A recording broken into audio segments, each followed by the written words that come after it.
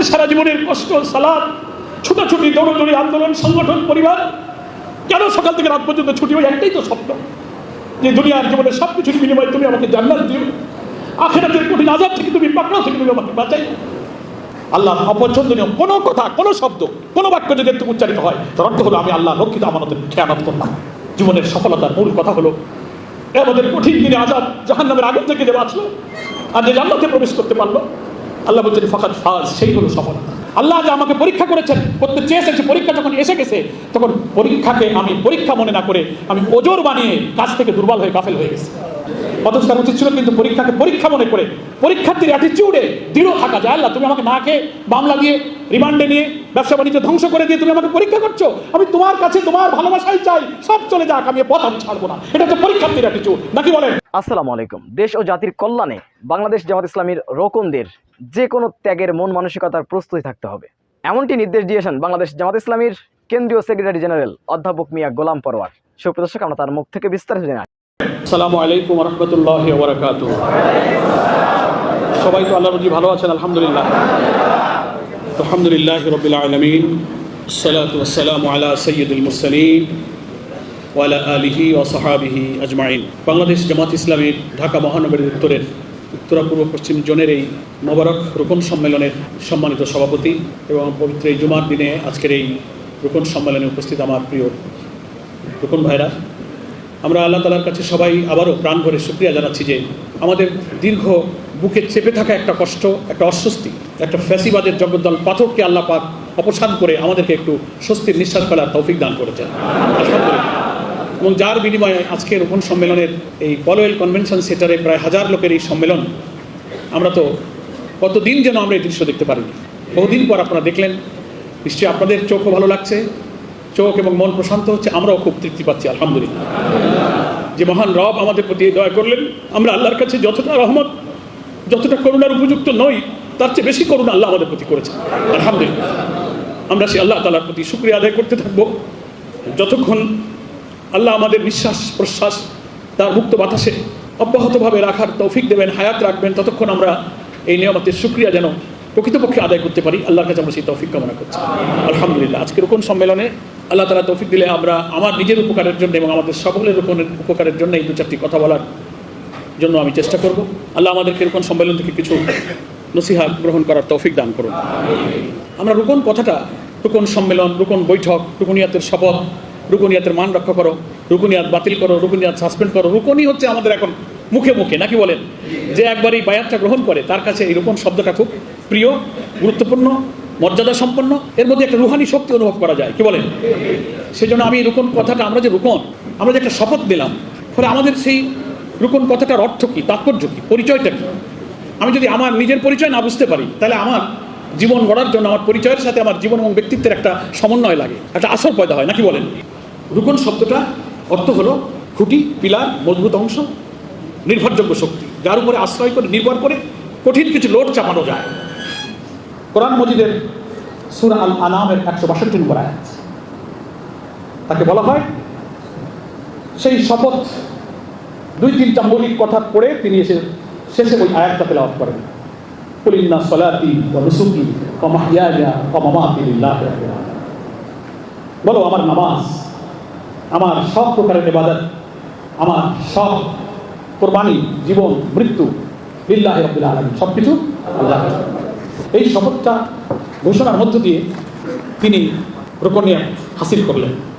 আর হাদিসের এবং কোরআনের একজন মুমিনের জীবনের গুণাবলীর আলোকে এই শপথটা পড়ে যখন একটা ব্যক্তি তার জান আর মাল আল্লাহ তাআলার কাছে সুপর্দ করে দেয়, জীবনের এই অবস্থাকে আল্লাহ তাআলা সূরা তাওবার 111 নম্বর আয়াত দিয়ে অন্যভাবে ব্যাখ্যা করেছেন, ইন্নাল্লাহা আশতারা মিনাল মুমিনিনা আনফুসাহুম ওয়া আমওয়ালাহুম বিআন্না লাহুমুল জান্নাহ। নিশ্চয়ই মুমিনের জান আর মাল আল্লাহ তাআলা বেহেশতের বিনিময়ে খরিদ করে নিয়েছেন, আলহামদুলিল্লাহ। কোরআন কবে নাজিল হয়েছে আর আমরা কখন বুঝলাম যে আমার জান আর মাল আল্লাহ কিনে নিয়েছেন? এ বুঝতে আমাদের চুল পেকে গেছে, দাড়ি পেকে গেছে, 20, 30, 40, 50 বছর বয়স হয়ে গেছে, তখন বুঝতেছি যে আমার যে জান আর মাল আমি দেখতেছি, এর মালিক তো আমি না, এর মালিক তো আল্লাহ। আল্লাহর দেওয়া চোখ, কান, মুখ, জবান, মেধা, বুদ্ধি, ইলম আমার কাছে আমানত রাখা। আমি সেই আমানতের খেয়ানত করে ফেলতেছি, এতদিন আমাকে কেউ বুঝায় নাই। জামাত ইসলামী প্রথম বুঝাইলো, তুমি যে জবান দিয়ে কথা বলে, জবান তোমার না। তুমি যে চোখ দিয়ে দেখো, এই চোখ তোমার না। তুমি যে মেধা, বুদ্ধি, প্রতিভা, জ্ঞান বিজ্ঞান, তোমার স্ট্যামিনা, এনার্জি যা কিছু তুমি অনুভব করছো, এর মালিকানা তোমার না, এর মালিকানা হচ্ছে আল্লাহ। তোমার দুটো হাত তোমার কাছে আল্লাহ জমা রেখেছে, হাতের আসল মালিক তুমি না। তোমার দুটো পা, এরও মালিক তুমি না, এর মালিক আল্লাহ। আমওয়াল আনফুস, দুইটা কথার অর্থ তো আমরা বুঝি। ইন্নাল্লাহ আশতারা মিনাল মুমিনিনা আনফুসাহুম ওয়া আমওয়াল। আনফুস হচ্ছে কি? জীবন, জীবন সত্তা। মাথা থেকে পা পর্যন্ত আমার দেহের সমস্ত অর্গান, শক্তি, সামর্থ্য, জ্ঞান বিজ্ঞান, মেধা, প্রযুক্তি, আমার ক্যাপাসিটি, আমার সামর্থ্য, আমার অ্যাবিলিটি, যা কিছু আমার সামর্থ্য আছে, এটা আনফুসের অন্তর্ভুক্ত। বান্দা বিক্রি করে দেবে আর আল্লাহ কিনে দেবেন। ক্রেতাকে আসল মালিক কত বান্দাকে মহব্বত করে যে আমার মাল আমি তোমাকে একটু পরীক্ষা করার জন্য তোমার কাছে আমি 20, 30, 40, 50, 60 বছর এটাকে জমা রাখছি। রব্বুল আলামিন তারই মাল আমার কাছে জমা রেখে বলছেন যে এটা তোমার কাছে জমা থাকলো, আর আমি বলে দিলাম যে তোমার চোখটা, তোমার দুটো হাত, তোমার জবান, তোমার মেধা, তোমার বুদ্ধি, জ্ঞান, তোমার সম্পদ তোমার কাছে আমি জমা রাখলাম, কিন্তু আমার বেঁধে দেওয়া নিয়মে তুমি এটাকে ব্যবহার করো। আল্লাহ কিনলেন আর আমি বিক্রি করলাম। এই বেচা কেনা যে করে তার জীবনে এই সফলতা, যদি সে বেচা কেনার শর্তটা পূরণ করতে পারে। তো এই যে শপথটা সে বলল, ইন্না সালাতি ওয়া নুসুকি ওয়া মাহইয়ায়া ওয়া মামাতি লিল্লাহি রাব্বিল আলামিন, এই ঘোষণা যেদিন দিল, আগে সে বোঝে নাই, করে নাই, বলে নাই, কিন্তু এই দিন থেকে কিন্তু সে অফিসিয়ালি ডিক্লেয়ার করলো যে এই জান মালের মালিকানা এখন আর আমার না। এতদিন আমি না বুঝে খেয়ানত করেছি, এই মুহূর্ত থেকে এর মালিক আমি মূল আল্লাহর উপরে ছেড়ে দিলাম। আল্লাহ রক্ষিত আমানত, আমি তার ইচ্ছা মর্জি অনুযায়ী এটাকে ব্যবহার করবো। এটি হচ্ছে আমার আনুগত্যের শপথ, এটার নামই হচ্ছে বায়াত। আল্লাহ তাআলা এই আয়াতের পরেই বলেছেন, তোমরা এই যে বেচা কেনা করলে আমার সাথে, এই বেচা কেনাতে লাভ আছে যদি তুমি এই বেচা কেনার শর্ত পূরণ করতে পারো। যে কন্ডিশনে তোমার কাছে মাল জমা রেখেছি এটা যদি ফুলফিল করতে পারো, জান্নাহ, তাহলে বিনিময়ে আমি তোমাকে জান্নাত দান করব। কি চাই আমরা? আমাদের সারা জীবনের কষ্ট, সালাত, ছুটাছুটি, দৌড়াদৌড়ি, আন্দোলন, সংগঠন, পরিবার, কেন সকাল থেকে রাত পর্যন্ত ছুটি? ওই একটাই তো স্বপ্ন যে দুনিয়ার জীবনের সব কিছুর বিনিময়ে তুমি আমাকে জান্নাত দিও, আখিরাতের কঠিন আযাব থেকে তুমি, পাকড়াও থেকে তুমি আমাকে বাঁচাই। ফামান যুহজিহা আনিন নার ওয়া উদখিলাল জান্নাহ ফাকাদ ফাজ। জীবনের সফলতার মূল কথা হলো আমাদের কঠিন দিনে আযাব, জাহান্নামের আগুন থেকে যে বাঁচলো আর যে জান্নাতে প্রবেশ করতে পারলো, আল্লাহ বলছেন ফাকাদ ফাজ, সেই হলো সফলতা। কোরআনের অন্যান্য সূরাতে অন্য ভাষায় বলা হয়েছে যালিকাল ফাওজুল আযীম, এটাই হলো সবচেয়ে বড় সফলতা। আমার ভাইরা, তো ওই জান্নাত তো পাবো কখন? প্রোভাইডেড। তার প্রিকন্ডিশন হচ্ছে যে আল্লাহর রক্ষিত আমানতটার চুল চেরা খেয়ানাত না করে আমাকে রক্ষা করতে হবে। ওই বেচা কেনার জন্য বিবাইকুমুল্লাযী বায়াতুম বিহি, আল্লাহর সাথে যে বেচা কেনা তুমি করলে, যে বায়াতটা গ্রহণ করলে, ওইটার জন্য তুমি সন্তুষ্ট থাকো, স্যাটিসফাইড থাকো। এখানে তোমার কোনো লস হয় না, তোমার লাভ। এখন ওই লাভ, ওই জান্নাত, ওই সন্তুষ্টি তো আমি হব। আমানতদারির শর্তটা কি আমরা সবাই পূরণ করতে পারছি? আমি তো পারি না। আমি তো যখন দিনের মাঝে মাঝে যখন নিজেকে চেক করি, পর্যালোচনা করি, তখন আমি খুব আফসোস করি যে আল্লাহর সাথে লেনদেনের এই চুক্তিটা আমি রক্ষা করতে পারছি না। আল্লাহর অপছন্দনীয় দৃশ্যের দিকে, এই চোখের মালিক যেটা দেখতে নিষেধ করেছেন, সেসব দিকে আমার নজর চলে যায়। যায় কিনা বলেন? কারণ কম যাক, বেশি যাক, ইচ্ছায় যাক, অনিচ্ছায় যাক, পরিবেশের কারণে যাক, সংস্কৃতির কারণে যাক, নাফরমানির তাগুত শক্তি রাষ্ট্রে ক্ষমতায় থাকার কারণে যাক, এই চোখের আমানত আমরা রক্ষা করতে পারছি না। আল্লাহর অপছন্দনীয় কোনো কথা, কোনো শব্দ, কোনো বাক্য যদি একটু উচ্চারিত হয়, তার অর্থ হলো আমি আল্লাহ রক্ষিত আমানতের খেয়ানত করলাম।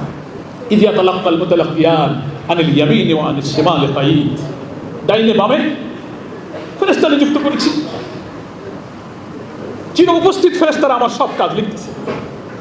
কিরামান কাতিবিন ইয়ালামুনা মা তাফআলুন, সম্মানিত ফেরেশতা, তুমি যা করছো তারা সব কিছু জানে।